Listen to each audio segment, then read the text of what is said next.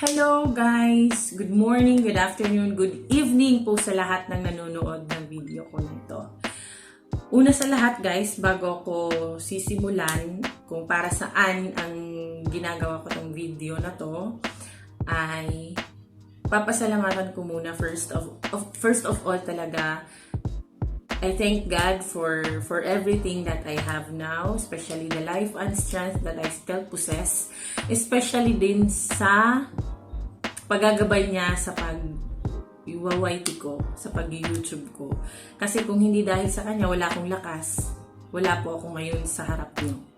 Then, pangalawa po, pinapasalamatan ko yung pamilya namin, sa mga kapatid ko na very supportive, magulang namin, mga in-laws ko, na una-una, yung pamilya namin yung una-una naging supporter namin sa pag-YouTube namin. Salamat po sa inyo lahat.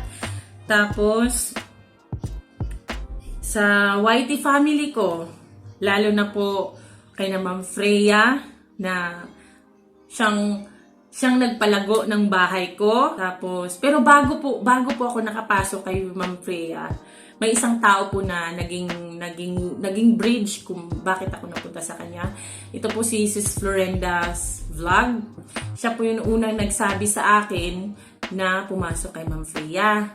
Pero, nung time na yon, nasa LS po ako ni Day Eds. Kung kilala, yung iba po dito nakakilala na sa kanila. Kay Day Eds po, si Day Eds po ang una-una kong pinasukan na LS. Doon po ako nakagain sa kanya ng marami ding kakilala. At saka doon ko nalaman na may mga ganun pala, may LS pala at kailangan pala mag-LS for WH. Yun. Tapos, nung pumasok si Sis Florenda kay Day Eds, sinabi niya na pumunta daw kami kay Ma'am Freya kasi doon lahat main channel ang gamit sa mga pumapasok doon kay Ma'am Freya sa LS niya. Kaya doon po ako pumasok, tapos nung na-amaze ako kasi yung unang pasok ko kay Ma'am Freya, maraming kaibigan. Tapos noon, nung kinagabihan na yun, nag-comment si Ma'am Freya sa akin na ganun nga, may pa-welcome siya sa akin. Tapos doon ko rin nalaman na may mga ganun pala. So, yun na. Doon na, tapos sinabi niya ako na papasok ako kay Mami Millet every 5 to 8 ng hapon yung LS niya. Tapos, yun, hanggang sa nagtuloy-tuloy. I remember that time, pa lang ako mag 1.5 month, nagsimula mag-YouTube bago ako nakapasok sa kanila. Yun. Tapos, ayun na, tuloy-tuloy. Hanggang ngayon, nagsusupport pa rin ako. At andun pa rin ako kung hindi po ako busy. Ganoon naman po talaga. May mga sarili din po tayong buhay. Kaya minsan hindi po tayo nakakapasok. Tapos, ayun. Unang-una ko po pasalamatan si Ma'am Freya, si Mami Millet. Tapos, dun ko rin nakilala si Princess Yancy, si Idol Ride On, Simply Dance, Ma'am Ness, ang 5 Angels, si Ma'am Phoebe. Ma'am Phoebe, thank you po. Simula po na nag-start akong mag-LS, ikaw po, pumasok ka po araw-araw kahit busy ka po talaga. As in, nakatambay po yung sinasabi mo lagi, tambay lang yung tablet ko, busy ako. Nandun ka po lagi. Natigil lang yun nung nag-China po kayo. Pero, salamat po na napakarami talaga. Tapos, si Ma'am Ophelia Banks, nakasama nila sa 5 Angel. Sa mga sumuporta sa akin sa gabi-gabi, ang dami-dami nyo po, alam ko, ang dami nyo at alam nyo kung sino-sino kayo. Marami kayo lagi na pumapasok sa LS ko. Maraming salamat po sa inyo. Hindi ko po kasi mararating tong level na to kung hindi po dahil sa suporta nyo. Nung time na rin nag-LS ako, minsan nakakatulog po ako, pero yung mga pumapasok sa akin, sila po yung nagbibigay ng views at ng watch hours kung bakit hindi idle yung LS ko. Kaya, ganun po. Papa Sam, thank you very much, Papa Sam. Mula nung nag-LS din ako, yan, si Papa Sam, si Ma'am PB, Idol Ride On, Mr. Lee Art, yan. Sila lagi araw-araw ang bisita ko. Kahit tumatambay lang sila kasi may mga work din sila, may mga ibang sinusuportahan, pero andun po nakatambay yung nila. Lalo na si Papa Sam. Halos lahat ng gadget ata ni Papa Sam nakatambay sa akin. Si Monkey D. Lofi, si Samsung Galaxy, si iPhone 6. Memorize ko na lahat yung ano ni Papa Sam.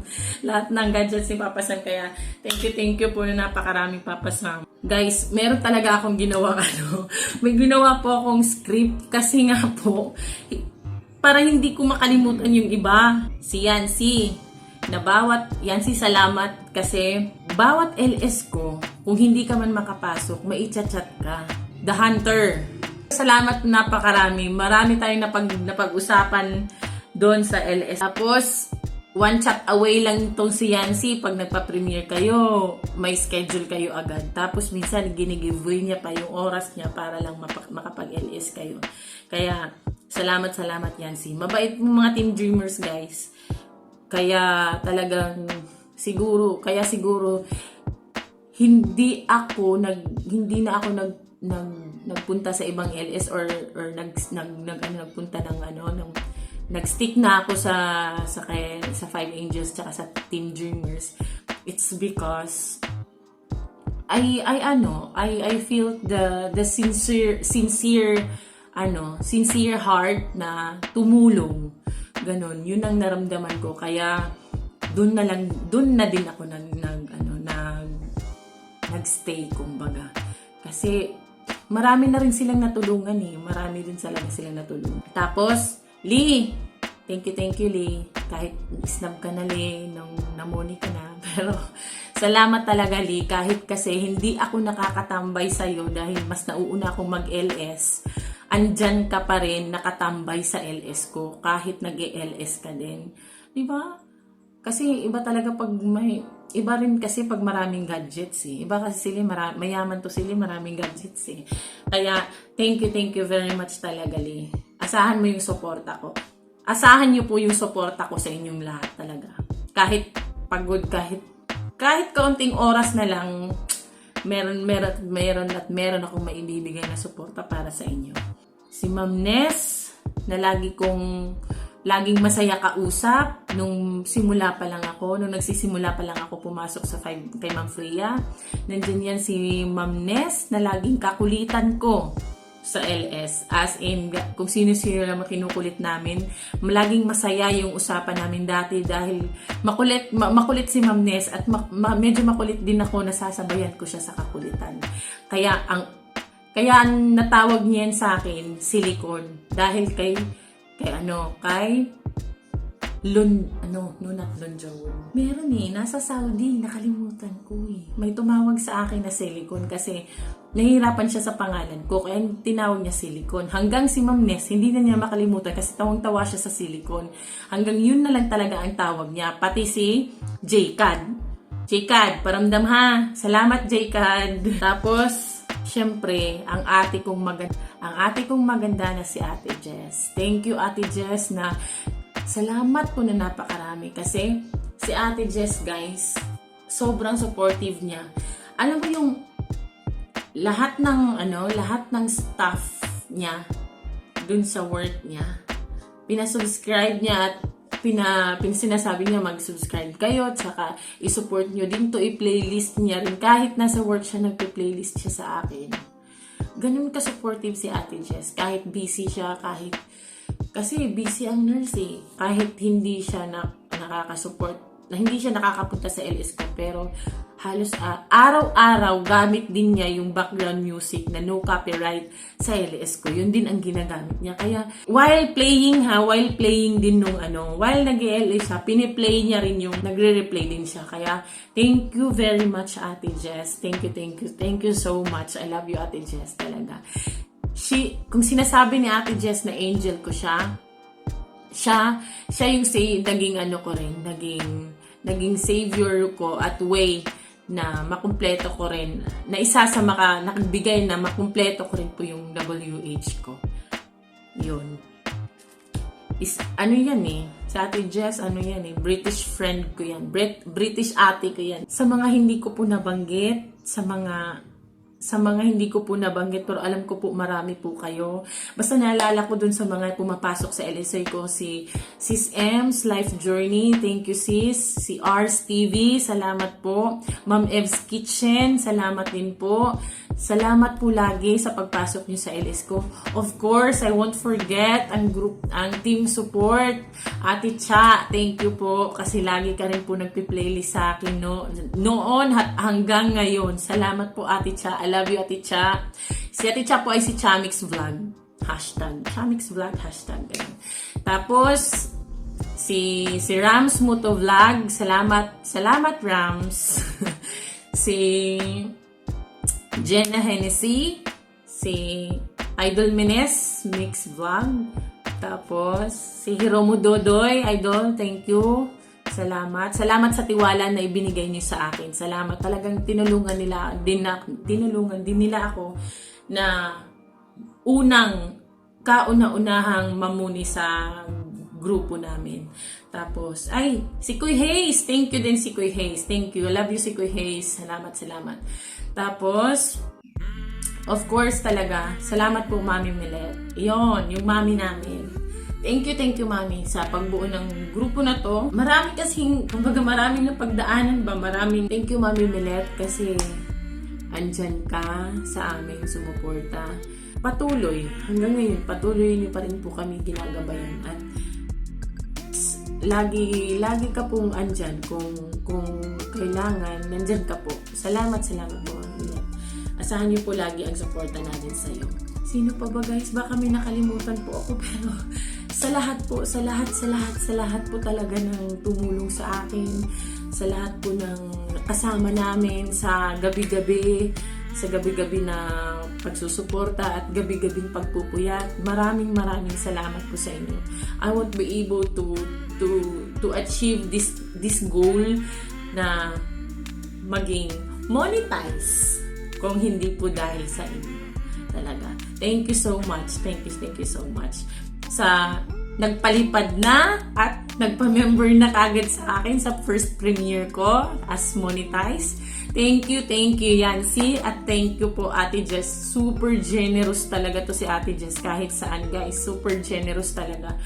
Maraming salamat po Ate Jess. Thank you din Yancy. Nakapagpalipad na si Yancy sa akin, hindi pa ako nakapagpalipad sa kanya. Babawi ako Yancy. Thank you talaga. Thank you. Pero actually guys, ito, kwento ko sa inyo yung kung paano ako nag-apply nung monetization ko. Nung na-acquire ko na ang 4,050 watch hours, sinabi na, naiba na yung sinabi na, welcome, Chuchu, Searching TV, welcome, Chuchu, you can apply now as YouTube partner, ganun. Kaya, sabi ko, pwede na pala. Tapos natakot muna ako, paano ako mag-a-apply? Kasi sabi nila, lilinisin daw muna yung channel mo.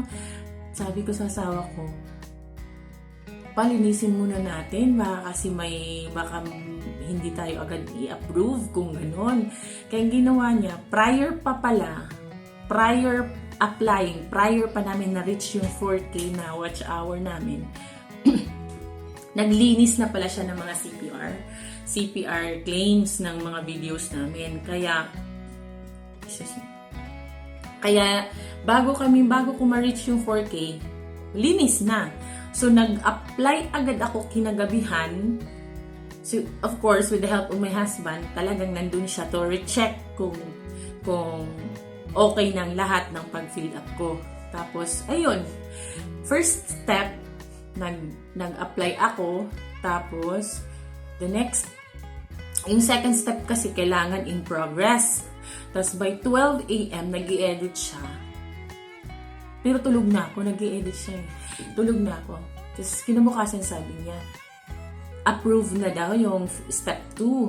So, okay. Tapos sabi ko, paano yung step 3? Yung step 3 pala, hihintayin mo na lang. Kasi magkukusa na lang siya. Yung step 3 na yun yung pag-verify, yung pag-check ni Lolo sa bahay mo kung okay lahat yung channel mo. Tapos pag na-okay na yon, mag-i-email siya. Grabe guys, kasi wala pang 24 hours, I received the email from Google AdSense. Yun, papakita ko yun sa inyo. Ayan, yung Google AdSense email na sinabi niya by 12 noon ata yun. Nasa car kami noon, nang sinabi ng asawa kasi namimili kami ng pang-ulam. Tapos nung pagpasok ko sa sasakyan, sinabi niya sa akin, ma-approved ka na. Monetize ka na. As in, talagang na-shock ako, guys. Shock muna ako kasi kahit alam ko naman na nag-apply na ako, pero hindi ko inasahan na by that time talagang wala pang 24 hours, approved na. Yun. Kaya pala kasi dapat malinis yung bahay natin para ma-approve agad ni Lolo. Ayun. Tapos mula nung na-edit niya, kaghapon, nung Sunday, nagpa first premiere ako as monetized. Yun. Nahuli lang tong video ko na to kasi hindi ako nagkaroon ng time na tahimik ba guys, tahimik, walang gulo. Tahimik, gusto ko tahimik ang paggawa ko ng video para hindi masira yung momentum, ganon. Pero salamat po sa inyong lahat. Salamat po sa lahat ng tumulong sa akin, sa nagbigay ng suporta. Salamat po at sa magbibigay pa po ng suporta, kusa ko po itong tatanggapin. Sa mga hindi pa po nakapag-subscribe, like, comment, just click on the notification bell para lagi po kayong nanonotify sa bago naming videos. Promise po, mas gagandahan pa namin yung magiging content namin. Papasalamatan ko rin talaga yung asawa at anak ko. Syempre, sila yung lagi kong kasama. Yung asawa ko lagi pong nagpupuyat. Lagi po siyang nagpupuyat just to make our videos nice talaga. As in, nakakatulog siya 3 a.m. tapos kinabukasan trabaho ulit. Ganun siya kasipag. Ganun siya ka-supportive sa ginagawa ko. Kaya naging buo tong YouTube channel ko dahil sa kanya. Kasi andun siya andyan siya lagi, andyan siya kung paano gawin, kung paano lahat, kung paano yung pamamaraan, kung ano yung gagawin ko. Siya yung naging edit, siya naging editor, siya naging editor ko, siya naging director. Minsan nag-aaway na kami kasi minsan hindi match po yung idea namin. Pero at the end of the day, we collide, pero at the end of the day, we become one naman in terms of brainstorming regarding na ideas para po sa content namin. So, very supportive yung asawa ko to. Kaya, thank you so much. Salamat po sa lahat sa pamilya ko, sa mga in-laws ko, sa lahat po na sumuporta po sa amin. Salamat po, napakarami. Hindi ko po to mararating yung goal na to, yung first step of monetization, kung hindi po dahil sa inyo. Kaya po, binabalik ko po ang lahat ng pagpapasalamat sa inyo. Salamat po. I love you all.